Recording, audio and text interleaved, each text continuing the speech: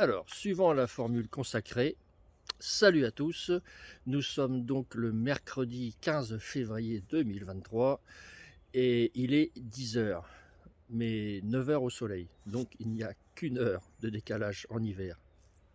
Pas de Calvados, je vous assure, ce matin, à Sorcy, non. Donc, eh bien, écoutez, regardez ça. Cette vidéo, c'est pour finir le thème. Est-ce que c'est rentable? Est-ce qu'il y a plus de rendement sur des trackers que sur des fixes?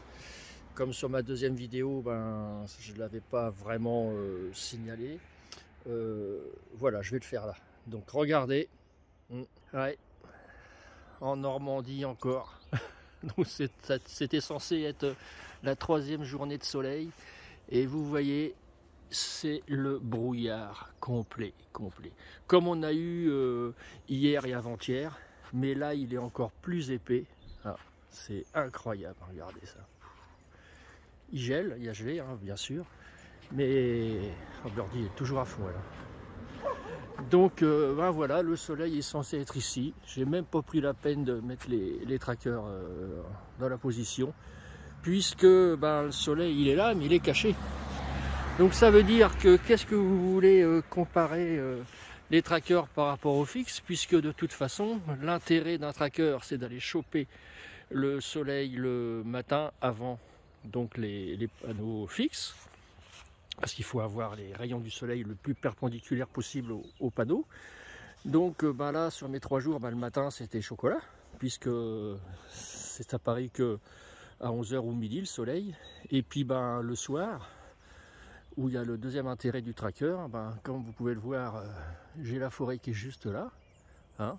Donc comme le soleil est relativement bas, je suis pénalisé par les arbres, alors que l'été, en principe, comme il part de là et il fait la verticale, donc là j'aurai le soleil, donc là les trackers seront efficaces aussi l'après-midi. Ça va Birdie? Hein, tiens, regarde, allez, hop, allez cours, Forest. Donc voilà, donc ce qui explique que je vais pas pouvoir vous donner des chiffres probants. On va aller voir les onduleurs, mais bon voilà quoi, c'est galère, petite information, je suis en train de faire une tranchée pour enfin enterrer mes gaines, et puis passer en même temps le cap de terre. Donc il faut que je fasse une petite saignée supplémentaire pour que la terre soit bien emprisonnée dans le fond de la terre. Et puis là on voit, je sais pas ce que c'est la figure, là on voit mon dé en béton, hein, qui est sur une partie carrée sur 60 cm je crois, et ensuite c'est une partie cylindrique sur 2 mètres de profondeur. Voilà, là c'est pareil. Et pour précision, regardez, vous avez vu un petit peu la forme des trucs, des mottes de terre. J'ai acheté cette bêche, petite leçon de jardinage, excusez-moi. Et là, ça va vachement bien ça. Il y a des dents, donc on enfonce ça comme dans du beurre. Donc j'ai fait... c'est vraiment un partage d'expérience, hein, c'est pas quoi que ce soit d'autre. Donc là, j'ai enfoncé ça comme ça, hein, toc toc. J'ai fait la même chose ici, et puis ensuite, comme ça, en faisant des tranches, toc, et en posant à côté. C'est hyper efficace. J'ai dû faire ça il y a combien? Il y a une dizaine de mètres là. J'ai dû faire ça en 1 h 30. Donc c'est nickel quoi. Donc ça peut donner des idées à certains. N'hésitez pas. Voilà, donc allez, on va aller à l'intérieur pour voir ce que ça donne au niveau de la production. Vous voyez bien, hein, on ne voit pas le soleil, hein, c'est vraiment, il y a du brouillard, il fait froid. Vous allez voir que on produit quand même. Allez, go. Alors, nous voilà arrivés à l'intérieur. Donc, alors, on a combien? Vous voyez, on a 460 watts de produit avec les panneaux fixes, hein.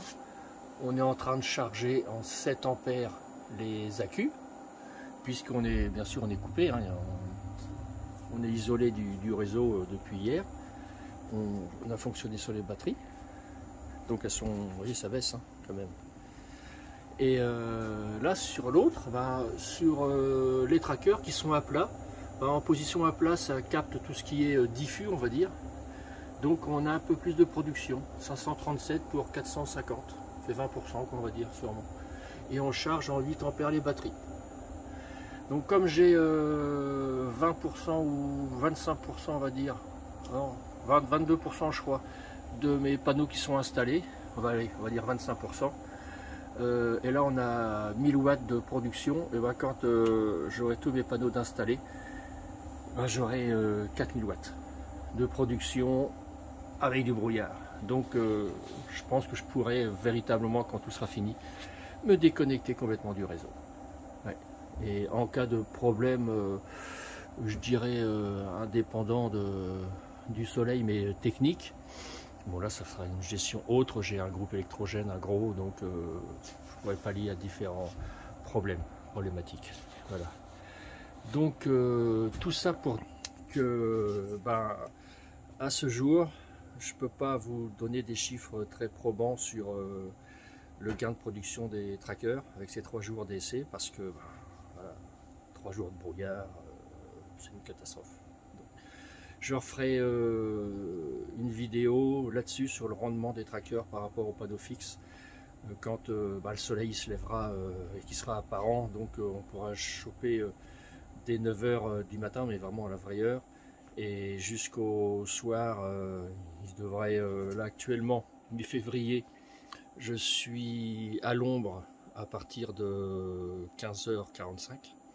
Donc là, quand on pourra être à l'ombre qu'à 18 h, bon, là on pourra faire des comparatifs quand même. Voilà, ceci étant dit, je vais peut-être regarder combien on a produit depuis. Donc là, il est 10 h. On a produit 500 watts depuis ce matin, heure plutôt.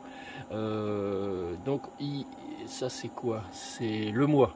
Donc 156 kWh. L'année 297, et depuis que je l'ai installé 576. Donc ça c'est en production depuis 2 mois et demi on va dire. Mais on a eu un temps exécrable.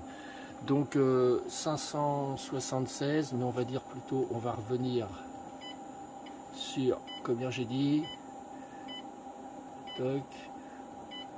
l'année, on va dire 300 kWh, d'accord. Et là on va prendre celui-là aussi, donc il a produit un peu plus aujourd'hui, 620 Wh, dans le mois 164, et là dans l'année 259. Donc l'autre c'était 300, lui c'est 260, c'est normal puisque ça fait que quelques jours, quelques semaines qu'il est en route lui.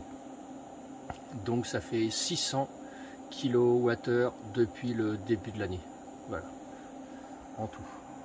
Mais bon, c'est une valeur que je vous donne comme ça, mais bon, c'est pas non plus probant, parce que voilà, on a eu un temps pas terrible, celui-ci n'était pas en route, les trackers n'étaient pas en route, il n'y en avait qu'un en route, donc c'est tronqué.